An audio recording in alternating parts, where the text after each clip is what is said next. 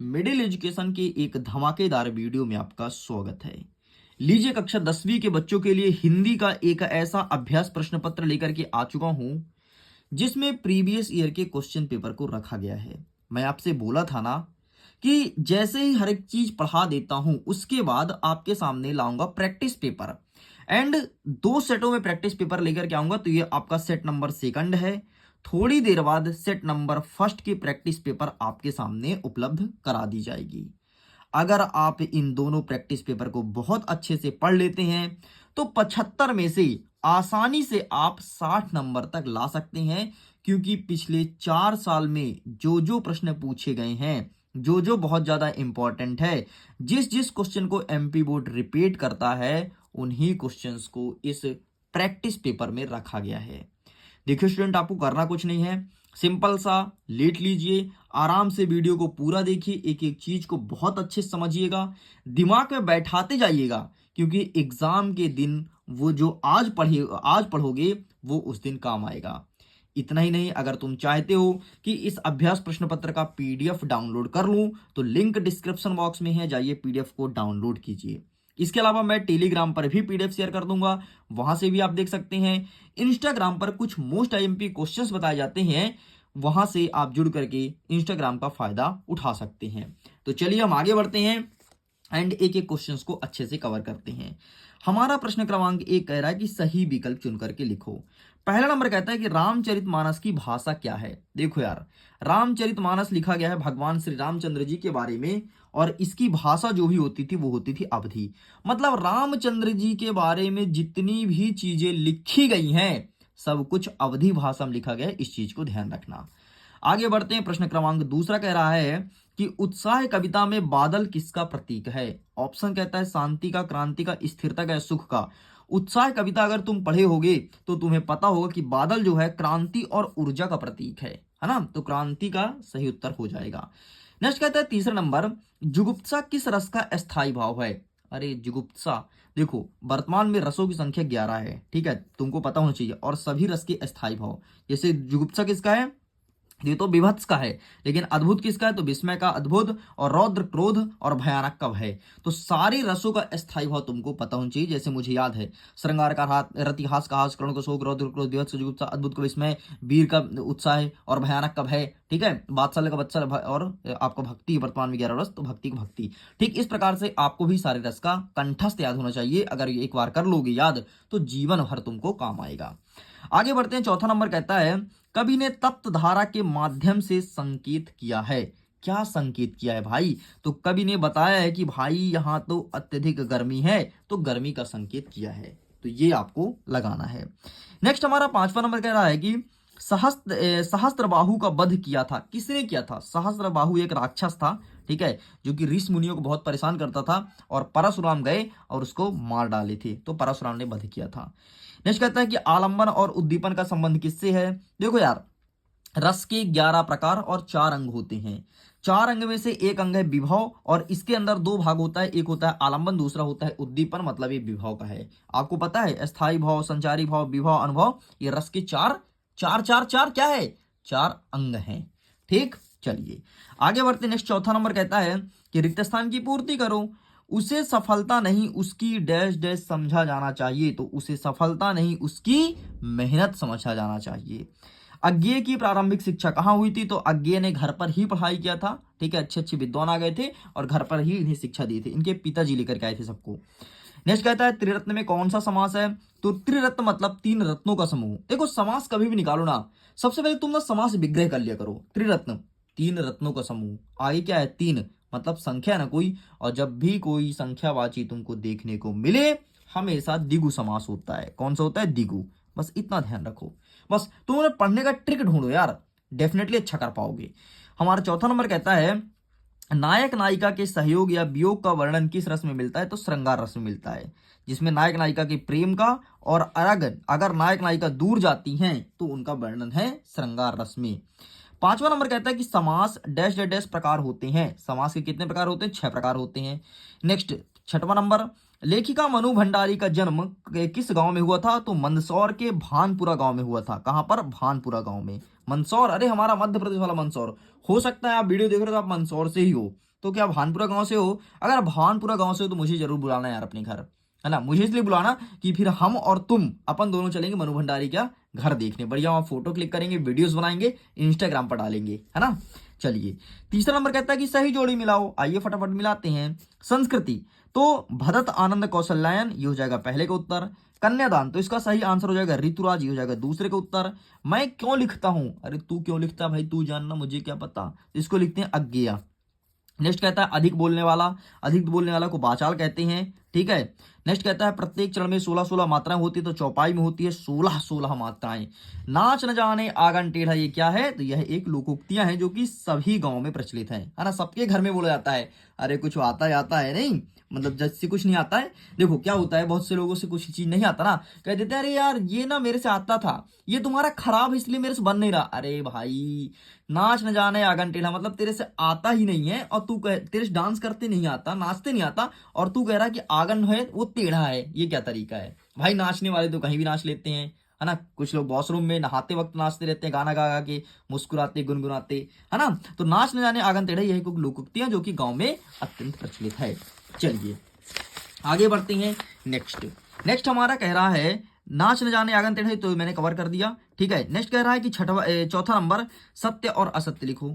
तो सूरदास वल्लभाचार्य जी के शिष्य थे, हाँ भाई बिल्कुल सही है। एक सेकंड ना, इसे मैं मोड़ लेता हूं। हाँ, सूरदास वल्लभाचार्य के शिष्य थे, हाँ भाई वल्लभाचार्य के एक ही वो था, ये विद्यार्थी था, वो थे सूरदास। मृदंग एक तरह का वाद्य यंत्र है, बिल्कुल सही है। न्याय के अनुसार आचरण करना ही न्यायशीलता है, बिल्कुल सही है। जो जीता ना जा सके उसे अजेय कहते हैं, बिल्कुल सही है। दोहा एक सम्मात्रिक छंद है, बिल्कुल सही है।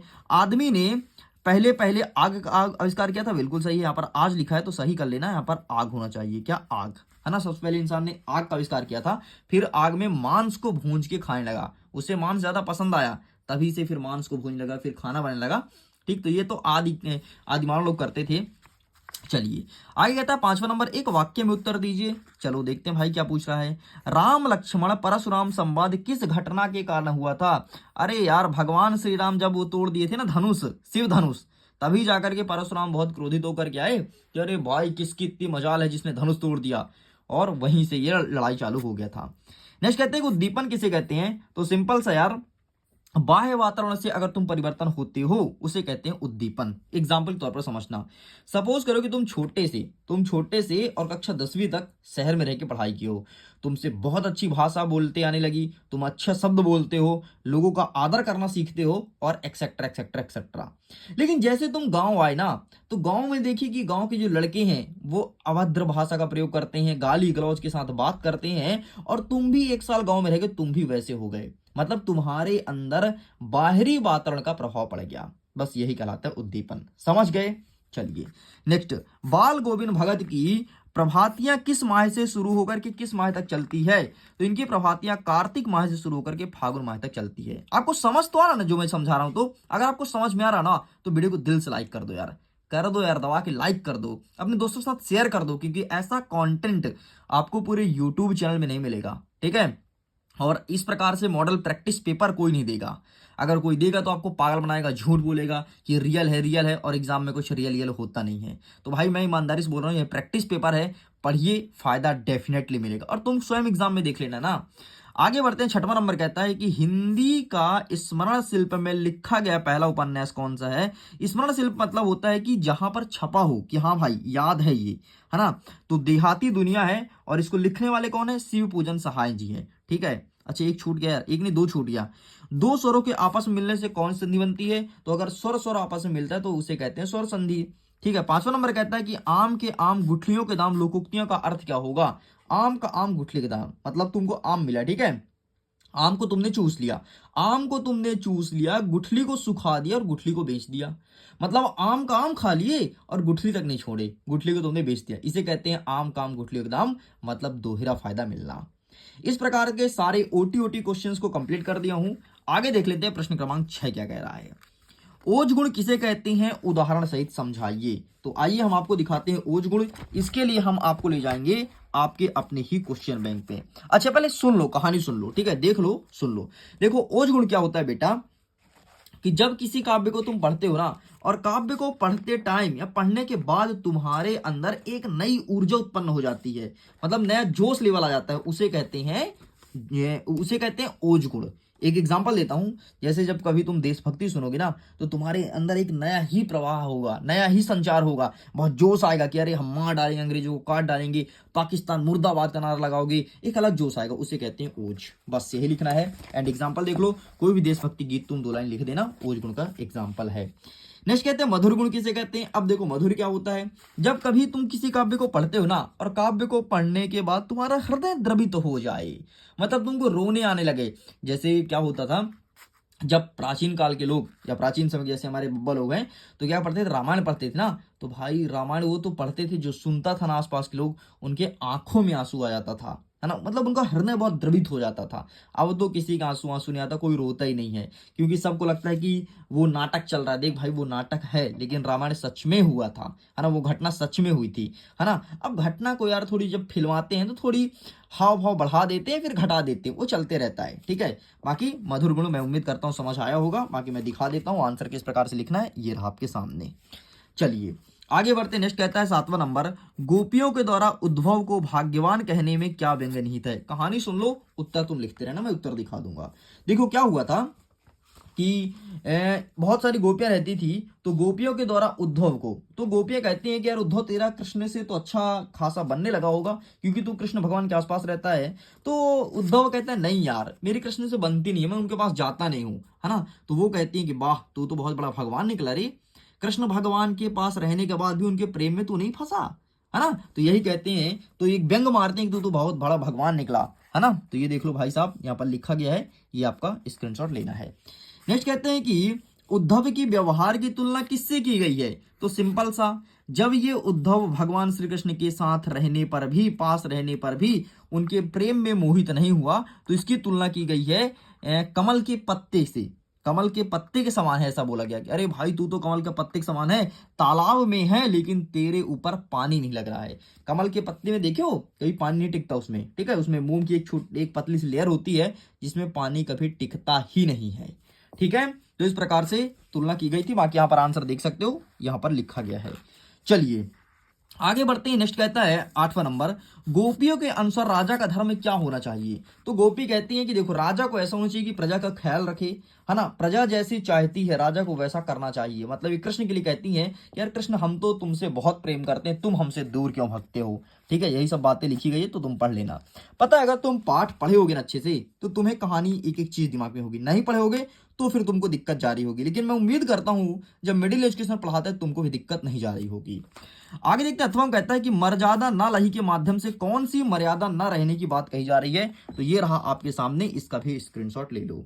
हमारा प्रश्न क्रमांक 9 कह रहा है कि परशुराम के क्रोध करने पर लक्ष्मण ने धनुष टूटे जाने की कौन कौन सी तरकें दी है। मतलब जब राम भगवान ने धनुष तोड़ा तो परशुराम दौड़े चले, बहुत गुस्सा मारी कि अरे भाई साहब, इस भारत देश की मिट्टी में कौन ऐसा माई का लाल पैदा लिया जिसने शिव धनुष को तोड़ दिया। तो लक्ष्मण बोलते हैं देख यार परशुराम भाई, शांत बैठ जा, जिस धनुष की तू बात कर रहा है ना, वैसे धनुष को मैंने बचपन में बहुत तोड़ी है। जिस धनुष की तू बात कर रहा है ना, वो कोई बहुत हैवी धनुष नहीं था, बहुत मामूली सा धनुष था, इससे हैवी हैवी धनुष हमने तोड़ बैठे हैं। जिस धनुष की तू बात कर रहा है ना, वो जर्जर हो चुका धनुष, वो खुद खराब था, हमारे भैया तो बस टच किए और टूट गया। इस प्रकार से उन्होंने तर्क दिया था। बाकी इसका आंसर भी दिखाऊंगा, मैं उम्मीद करता हूं तर्क आपको समझ आया होगा। अब आइए आंसर देख लो एक बार, तो तुम्हारे पढ़ाई जो कर रहे हो वो और बेहतर हो जाएगा। देखो पहला पॉइंट, दूसरा पॉइंट, तीसरा पॉइंट, चौथा पॉइंट, ठीक। बाकी वही जो इसमें लिखा है वही मिडिल एजुकेशन आपको बताया है।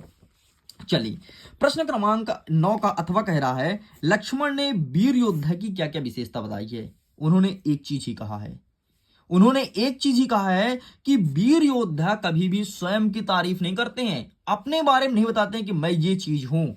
तो लक्ष्मण ने ये चीज को कहा है, एंड यही आपको लिखना है, ठीक है। मैं दिखा देता हूं आपको, ये रहा, ठीक।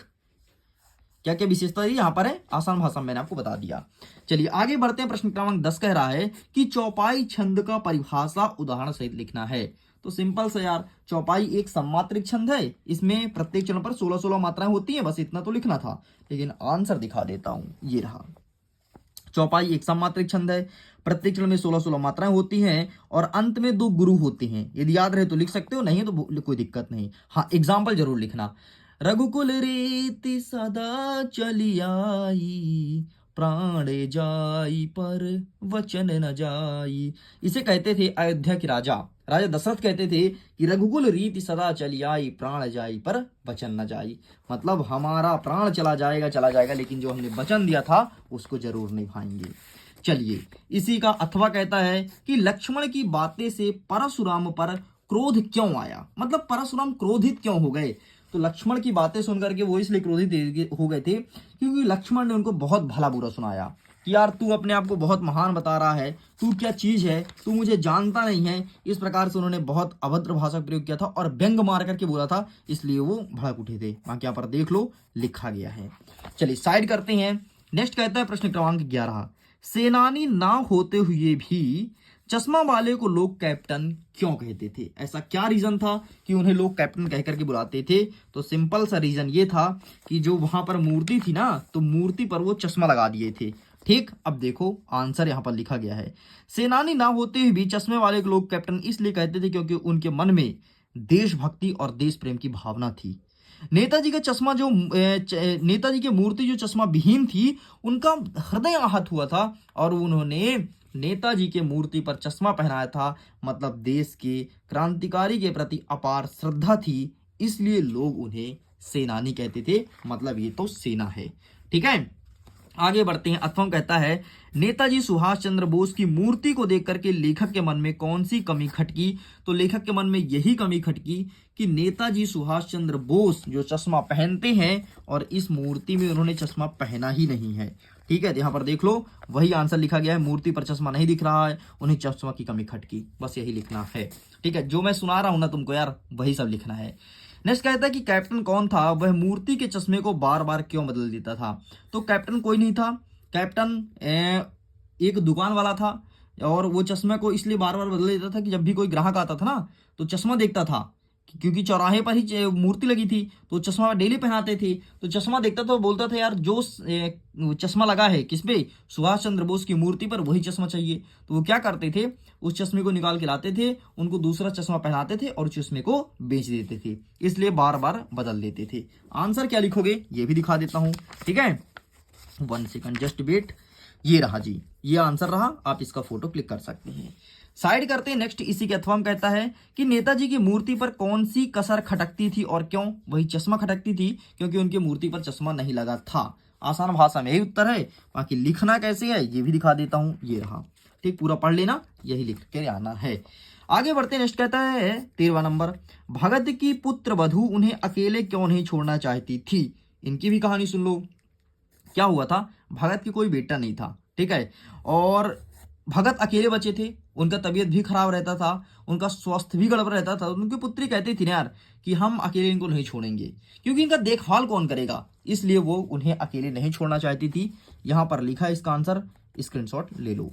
ठीक है, देखो यहां पर क्या चीज लिखा है, वह उनके लिए भोजन और दवा दारू का प्रबंध करना चाहती थी। वो दारू थोड़ी ना पीते थे, दवा ठीक है, दारू नहीं लिखना चाहिए। ठीक है, लेकिन किताब वालों ने चलो छाप दिया, लेकिन अपन को ध्यान रखना है। अथवा कहता है कि झिलमिल सितारों की रोशनी में नहाया गंतोक लेखिका को किस तरह सम्मोहित कर रहा था। इसका आंसर आप हमें देंगे कमेंट सेक्शन में लिख करके। आपके लिए एक होमवर्क तो होना चाहिए ना यार, होना चाहिए ना। मैं भी तो जानूं तुम्हारी पढ़ाई कितनी चल रही है, तुम कितने प्रिपेयर हो अपने एग्जाम के लिए करें, क्योंकि कल ही एग्जाम है। चलिए आगे बढ़ते हैं। नेक्स्ट हमारा 14 नंबर कहता है कि जयशंकर प्रसाद एंड सूर्यकांत त्रिपाठी निराला की काव्यगत विशेषताएं लिखनी है। इसके लिए मैंने पीडीएफ शेयर किया है, व्हाट्सएप ग्रुप में शेयर किया है, टेलीग्राम पर शेयर किया है, तो वहां से देख लेना। और अगर अभी तुमको नहीं मिला है ना, तो पीडीएफ को मैं अगेन शेयर कर दूंगा। बढ़िया, खुद मैं लिखा हूं, अपने बढ़िया टाइपिंग करवाया हूं, तो वो चीज मैं तुमको दे दूंगा। स्वयं प्रकाश का, यशपाल का, ये चारों चीज का दे दूंगा, चारों व्यक्ति का। आप वहां से देख लेना। बढ़िया ट्रिक दिया हूं, ठीक है, उसमें आपको ट्रिक मिलेगा, आपको फिर रचनाएं मिलेगा, जीवन परिचय कैसे लिखते हैं उसका ट्रिक मिलेगा, फिर रचना एकदम आसान भाषा में, ठीक है, फिर भाषा और शैली कैसे प्रयोग की एकदम आसान भाषा में, जो लिखना चाहिए एग्जाम में, वही चीज दिया हूं। देख लेना, बहुत फायदा मिलेगा, क्योंकि अभी तक में 10,000 से ज्यादा बच्चे इसका फायदा उठा चुके हैं। आगे बढ़ते हैं। प्रश्न क्रमांक 16 कह रहा है कि मुहावरे का अर्थ देना है और वाक्य में प्रयोग करना है। ठीक है, ये भी दिखा देता हूं। पहला नंबर कहता है अक्ल का दुश्मन। दूसरा नंबर कहता है अंगूठा दिखाना, तीसरा नंबर कहता है कि आग में घी डालना, और चौथा बस 3 है। ठीक है, अक्ल का दुश्मन होता है मतलब मूर्ख व्यक्ति, और अंगूठा दिखाना मतलब कोई चीज से इंकार करना है, मना करना है, धोखा देना, और आग में घी डालना मतलब होता है गुस्से को बढ़ाना। तो ये रहा भाई साहब आपके सामने पहला, दूसरा, और आग में घी डालना ये रहा तीसरा। ठीक, तो आप यही सब लिख करके आना है आपको। चलिए साइड करता हूं। नेक्स्ट कहता है कि संधि और समास में अंतर बताइए। क्या होता है संधि और क्या होता है समास, आइए ये भी मैं दिखा देता हूं। ठीक है, कौन सा है, 16 का अथवा है ना। हाँ, तो इसका आंसर मिलेगा आपको, ये रहा। संधि और समास में डिफरेंस बिटवीन संधि एंड समास। इंग्लिश में संधि समास को संधि समास ही कहते हैं। ठीक है, ये रहा 1 2 3 4 है। ठीक है, तो 4 में से चारों आपको अच्छे से कंठस्थ याद कर लेना है। आगे देखते हैं। नेक्स्ट क्वेश्चन कहता है कि भोलानाथ अपने साथी को देख करके सिसकना क्यों भूल जाता है। ठीक है, सिसकना मतलब वो रो रहा था, बहुत फिसक फिसक के रो रहा था, जैसे तुम रोते ना, मम्मी कूटती थी छोटे में। अब तो खैर बड़े हो गए, अब तो कुटाई नहीं होती होगी, हो सकता है किसी की अभी भी कुटाई हो जाती हो, बहुत उदंड हो गए है ना, कुछ कुछ करते होगे तो मम्मी आके कूट देती होगी। तो जब भोलानाथ की कुटाई होती थी ना तो रोता था बहुत, तो सिसकना क्यों भूल जाता था, वो क्या होता, देखो अपने दोस्तों को देखता था ना तो उसको सारी बातें आ जाती थी कि यार हम लोग इस तरह खेलते थे और जाएंगे तो इस तरह खेलेंगे, तो खुशी के मारे रोना भूल जाता था ना। बचपन में तुम्हारे साथ भी ऐसा हुआ, जब मम्मी कूट देती थी तुम रोते रहते थे तो मम्मी खिलौने लाके देती थी, ले बेटा खेल ले, मत रो रे, है ना। तो ये रहा इसका आंसर, स्क्रीनशॉट ले लेना, बाकी वही लिखना जो मैंने आपको बता रखी है। आगे देखते हैं। अथवा कहता है कि मूर्ति पर लगे सरकंडा का चश्मा क्या उम्मीद जगाता था। अरे भैया, सरकंडे का चश्मा ना बहुत प्रश्न आ रहा है यहाँ से एग्जाम में, बहुत ज्यादा, और बहुत इंपॉर्टेंट चैप्टर है यार। त्रैमासिक छोड़ भाई, तेरे वार्षिक में आएगा यहां से क्वेश्चन, ये सरकंडे वाला। ठीक है, तो ये देखो सरकंडा वाला। ठीक है, और इसका आंसर ये रहा। सरकंडे का चश्मा हलदार साहब को बहुत आनंदित हुए थे और देशभक्ति के लिए रोमांचित हो उठे थे, बस यही लिखना था। आगे बढ़ते। नेक्स्ट 18 नंबर क्या कह रहा है, एक सेकंड। 18 नंबर कह रहा है कि काव्यांश का संदर्भ, प्रसंग और अर्थ लिखना है। तो आइए फटाफट हम आपको काव्यांश दिखा देते हैं कि कौन सा पूछा गया है। ठीक है, जो यहाँ पर डला है क्वेश्चन में वो वाला। तो इसका ये रहा, क्या है, सूर्य समर है ना, तो ये रहा। ठीक, ये रहा आपका संदर्भ, ये रहा प्रसंग, ये रहा भावार्थ, बस इतना तेरे को लिखना था। चलो भाई पेज पलटाते हैं, आगे क्वेश्चंस को देखते हैं। आगे अथवा क्या कहता है, मधुप गुनगुना कर, मधुप गुनगुना कर, मधुप, ये रहा मधुप वाला। देख लो, ये रहा संदर्भ, ये रहा प्रसंग, ये रहा भावार्थ, इतना आपको लिखना है यहां तक। गॉट इट, इतना कंप्लीट करेंगे। आगे बढ़ते हैं। प्रश्न क्रमांक 19 कह रहा है निम्नलिखित गद्यांश की संदर्भ प्रसंग अर्थ लिखिए। ठीक है, इस गद्यांश का लिखना है, और गद्यांश का भी दिखा देते हैं कैसे लिखोगे। तो ये रहा संगमरमर वाला। ठीक है, तो आप इसका स्क्रीनशॉट ले लो। और नेक्स्ट क्या कहता है अथवा में, नवाब वाला दिया है ना, तो नवाब वाला भी दिखा देता हूँ भाई। तुम सब देख लो, बस मन ला करके पढ़ते आना। ये देखो तीसरा नंबर नवाब वाला। ठीक है, अब इसे पेज पलट देता हूँ। ये रहा संदर्भ, प्रसंग और व्याख्या, ये लिखना है तीनों चीज। ठीक है, चलिए नेक्स्ट कहता है हमारा प्रश्न क्रमांक 20वां, नीचे दिए गए अपठित गद्यांश को पढ़ करके और प्रश्न का उत्तर देना है। ठीक है, कोई दिक्कत नहीं, इस गद्यांश को ध्यान से पढ़ो भाई, मैंने पढ़ रखी है, ताजमहल के बारे में लिखा है। ठीक है, और जो प्रश्न पूछा है उसको उत्तर देना है। तो पहला जो प्रश्न पूछा है ना उसका उत्तर ये रहा, ताजमहल और महात्मा गांधी और लोकतंत्र, ये 3 उत्तर लिखना है। जो दूसरा प्रश्न पूछा है ना उसका उत्तर ये रहा, गांधीवाद से लेकर के और सुविधाजनक है, यहां तक लिखना है। अब देखो नेक्स्ट जो तीसरा प्रश्न है ना, जो तीसरा प्रश्न है ताजमहल का क्या महत्व है, तो ये रहा इसका आंसर, यहां से लेकर के लिखते लिखो लिखो लिखो लिखो यहां तक लिखना है। ठीक, नेक्स्ट कहता है जो चौथा प्रश्न है ना उसका आंसर यहां से लिखना है, कड़वी सच से। ठीक है, यहां तक, और लोकतंत्र की। और जो 5वां उत्तर है ना, जमाना बदलने के लिए क्या आवश्यक है, इसके लिए हमें क्या करना चाहिए, तो जमाना बदलने के लिए इसका आंसर आप स्वयं ढूंढ लीजिए, है ना। इसका आंसर मैं बता देता हूं, ये यहां से है। अब इतना पढ़ लेना यार, हिंट दे दिया हूं, आगे जाओगे तो यहां तक, चलो बता ही देता हूं रे, यहां तक है, लो, है ना। तुमको नहीं तो बोलोगे यार सर एक और बता देते, लो 5वां नंबर कंप्लीट। चलिए आगे बढ़ते हैं। प्रश्न क्रमांक 21 कह रहा कि वार्षिक परीक्षा की तैयारी के लिए पिताजी और माताजी को पत्र लिखना है। ठीक है, नेक्स्ट अथवा कह रहा है कि साला शुल्क माफी के लिए आवेदन पत्र लिखना है प्राचार्य साहब को, तो ये भी दिखा देता हूं। एक तो तुमको करना पड़ेगा यार, ठीक है, ये वाला तुमको करना पड़ेगा ऊपर वाला, बाकी नीचे वाला मैं दिखा देता हूं, है ना। भाई कुछ तुम भी करो यार, है ना, सब मैं करके दे दूं तो फिर क्या मतलब, मैं बता देता हूं कैसे कैसे पढ़ना है। चलो ये रहा इसका आंसर, स्क्रीनशॉट ले लो। आगे बढ़ते, नेक्स्ट कहता है 22वां नंबर, पर्यावरण की सुरक्षा के विषय पर माँ बेटे का संवाद लिखना है। मतलब माता और बेटा बात कर रहा है कि मम्मी पर्यावरण की सुरक्षा कैसे की जाए, तो मम्मी बताती है, सिखाती है। तो ये रहा भैया, ठीक है, ये लिखोगे। फिर आगे ये लिखोगे, ये यहाँ तक। बाकी ये तो तुम अपने से लिख सकते हो, है ना। जैसे पर्यावरण को बचाना है, तुम मम्मी और मम्मी से, और तुम कैसे बात करोगे, तो बस अपना बात लिख देना, खत्म। इतना सरल था। संवाद का ही पूछना, सबसे सरल होता है संवाद। नेक्स्ट कहता है कि आपको रूपरेखा सहित निबंध लिखना है। रूपरेखा भी लिखना भाई, देख लो, और निबंध भी लिखना है। तो रूपरेखा पहले लिखना, तब निबंध लिखना, तभी जाकर के पूरा नंबर मिलेगा। देखो, सिनेमा पर समाज का प्रभाव, शिक्षित बेरोजगारी, दैनिक जीवन में महंगाई का असर और शिक्षा के क्षेत्र में इंटरनेट की उपयोगिता। भाई दिखा देता हूँ, कोई एक तो देखा ही लो तुम, इंटरनेट की उपयोगिता ही देख लो, है ना। कोई भी एक देख लो, बाकी तो तुम तो कर जाओगे, जो तुमको ठीक लगे वो तुम लिख लेना। चलो तो इसका देख लेना यार, ठीक है। अब मुझे ढूंढने में टाइम लगेगा, है ना, कहाँ पर ये लिखा है, तुम देख लेना। ये तो क्वेश्चन बैंक में अवेलेबल होता ही है। चलिए, तो मैं उम्मीद करता हूँ वीडियो काफी पसंद आया होगा। अगर पसंद आया, बहुत कुछ समझ आया है आपके लिए, क्वेश्चन पेपर जो कि प्रैक्टिस पेपर है फायदेमंद रहा हो, तो प्लीज वीडियो को लाइक करके दोस्तों के साथ शेयर जरूर करना, ताकि उनको भी फायदा मिल जाए। एंड जल्दी मिलेंगे आपके सामने हम सेट नंबर ए के साथ। सेट नंबर ए का थोड़ी सी मैं दिखा देता हूँ किस प्रकार से रहेगा। इस प्रकार से रहेगा सेट नंबर ए, और इसको जल्द ही मैं सॉल्व कराने वाला हूँ। वीडियो को एंड करता हूँ। एग्जाम के लिए ऑल द बेस्ट।